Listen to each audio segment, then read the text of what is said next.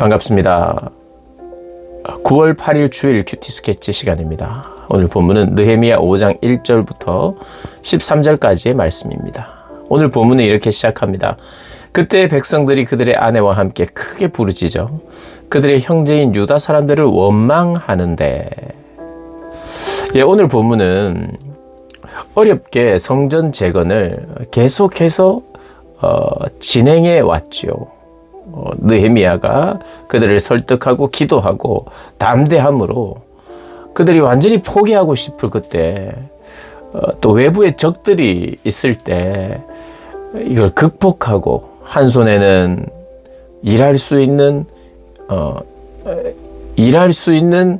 도구를, 또 한 손에는 창과 칼을, 방패를 들고 혹시라도 적이 쳐들어오면 방어할 준비를 하면서, 그리고 성전 재건은 계속해서 해왔습니다. 바로 그때 백성들에게 큰 부르짖음이 있었다는 것입니다. 어떤 부르짖음인가? 이게 위기죠. 외부의 적까지도 극복하는데 이제는 이 내부에 큰 아픔과 문제가 있는 것을 오늘 보게 됩니다. 내부의 적이라고도 할 수 있죠.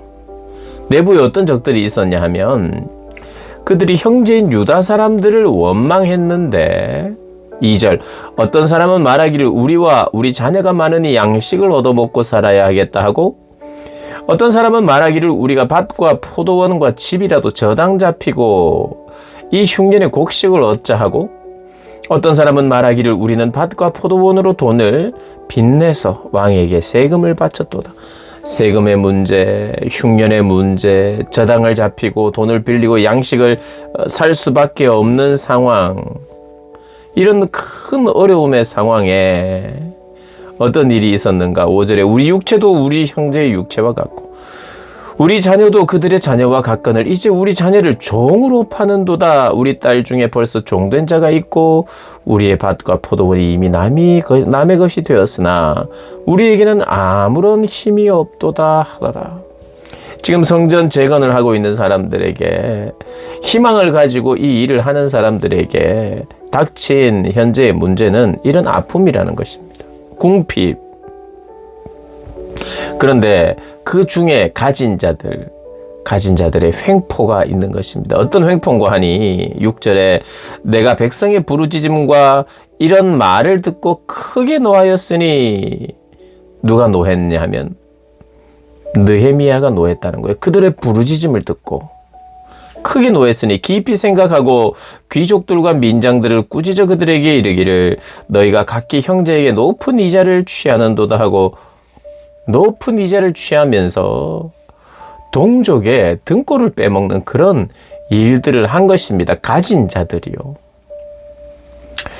그런데 사실 느헤미야는요, 이 가진 자들, 어떻게 보면 상류층들, 그 상류층들에게 굉장히 화가 났습니다. 그런데 6절이 이런 말을 듣고 크게 노했는데 7절에 보면 깊이 생각하고, 크게 노했고 깊이 생각했다. 이 말은 무슨 말이냐 하면, 너무 화가 나서 그 화를 확 표현할 수도 있어요. 근데 지금 이 유다의 총독으로, 페르시아에서 총독으로 보내진 사람이에요. 유다 백성, 유대인이면서 유대인의 어떤 면에서는 유대인들을 감독하는 그런 총독으로 와 있습니다. 그러면 그가 판단했을 때 그의 힘이나 권력이 있는 거죠. 그런데 깊이 생각했대요. 그가 화난 대로 하지 않았다는 것입니다. 그가 사랑을 가지고 꾸짖었어요. 깊이 생각하고 꾸짖은 거죠. 홧김에 즉흥적으로 한 것이 아니라 일이 되도록 그렇게 생각하고 꾸짖었다는 겁니다. 귀족들과 민장들을 꾸짖어 이르기를 너희가 각기 형제에게 높은 이자를 취하는데도 하고 대회를 열고 그들을 쳐서 그들에게 이르기를 우리는 이방인의 손에 팔린 우리 형제 유다 사람들을 우리의 힘을 다하여 도로 찾아거늘.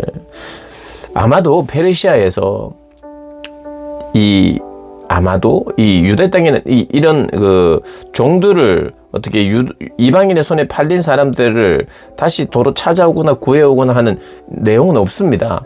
그런데 추측해 보면 느헤미야가 그런 일을 했다고 하니 동족들을 위해서라면 무엇이든지 했던 느헤미야와는 달리 지금 이 귀족들이, 가진 자들이 이자를 받아 먹으면서 잘 사는데도 불구하고 더 잘 살겠다고 하는 이 사람들에게 호소하는 거예요.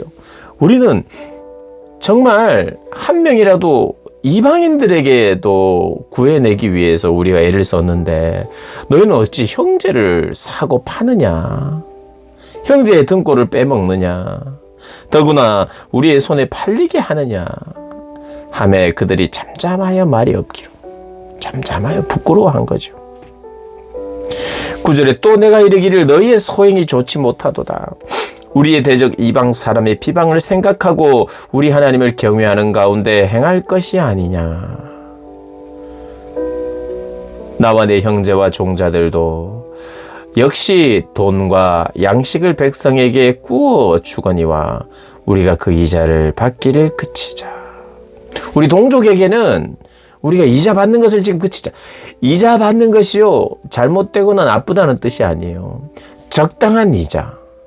그리고 사실은 동족들에게는 이자를 받지 않을 수 있으면 받지 않기를 바라는 게 또 율법이에요. 그런데 동족에게 많은 이자를 받는 것, 지금 어려울 때니 우리가 이자를 받지 말자 하고 함께 결의하자는 거예요.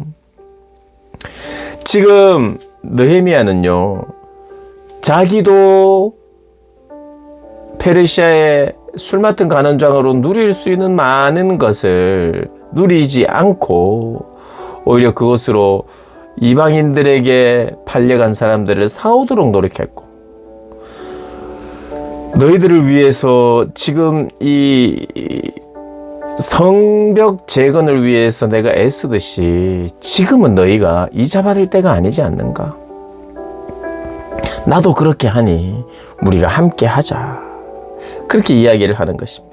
그런즉 너희는 그들에게 오늘이라도 그들의 밭과 포도원과 감람원과 집이며 너희가 구워준 돈이나 양식이나 새 포도주나 기름에 100분의 1을 돌려보내라 하였더니, 그들이 말하기를 우리가 당신의 말씀대로 행하여 돌려보내고 그들에게서 아무것도 요구하지 아니하리라 하기로 내가 제사장들을 불러 그들에게 그 말대로 행하겠다고 맹세하게 하고, 13절에 내가 옷자락을 털며 이르기를 이 말대로 행하지 아니하는 자는 모두 하나님이 또한 이와 같이 그 집과 산업에서 털어버리실지니 그는 곧 이렇게 털려서 빈손이 될지로다 하며 회중이 다 아멘하고 여호와를 찬송하고 백성들이 그 말한 대로 행하였느니라.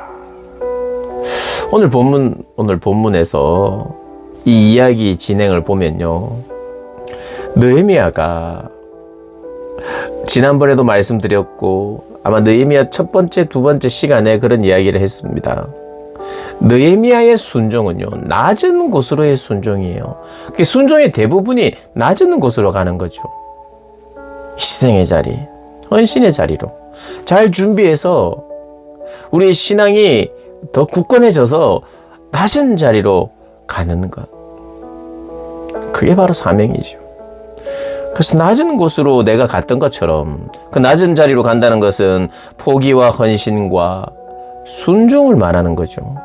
가진 자들에게 너희들 좀 낮은 곳으로, 내가 낮은 곳으로 이렇게 온 것처럼 너희들도 낮은 곳으로 가지 않겠니? 이자 좀 받지 않고 좀 돌려보낼 걸 돌려보내고 지금 일단 백성들을 위해서 백성들을 살 수 있도록 우리가 도와줘야 되지 않겠느냐를 이야기하고, 그러자 그 사람들이 알겠다고 하면서 약속하고 맹세하는 게 오늘 본문이에요.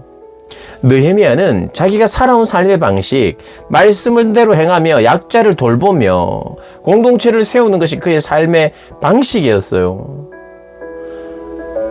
내가 이렇게 사니까 너도 이렇게 살아라기보다는 이것이 하나님이 원하시고 기뻐하시는 뜻이며 내가 그렇게 살았고 오늘 여기에 온 것도 그것을 실천하러 온 것인데 너희도 그럴 때가 아니냐라고 말하면서 권면을 했고, 이 상류층 사람들이 거기에 부끄러워하면서 인정을 하고 맹세까지 하는 것이 오늘의 본문의 이야기입니다.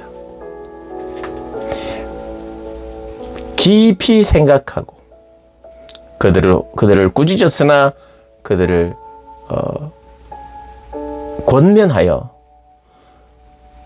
제대로 있어야 할, 제대로 판단하며 서 있어야 될 그 자리로 함께 가자고 인도한 느헤미야. 어떻게 보면 느헤미야서에서는 이 느헤미야의 참 놀라운 지도력, 리더십 이런 것을 제일 많이 볼 수 있는데 오늘 본문도 그 부분 중에 하나입니다. 성전을 재건하다 보니 재건해야 될 게 성전의 성벽만 재건하는 것이 아니라 사람의 마음도 불공정한 사회 약자들을 제대로 대우하지 못하는 이스라엘의 생각과 마음이 함께 재건돼야 되는 것을 오늘 본문이 이야기해 주고 있어요. 어떻게 보면 단지 벽을 세우는 것만이 이게 회복이 아니죠. 재건이 아니죠. 사람들의 마음이 재건돼야 되죠. 무너져 있는 하나님이 원하시는 마음으로 이렇게 가득 차 있지 못한 무너져 있는 삶을 회복시키고 있죠. 우리에게 무너져 있는 것이 무엇인지 말씀을 통해서 민감히 깨닫고 다시 세우는 저와 여러분 되시기를 주님의 이름으로 축복합니다.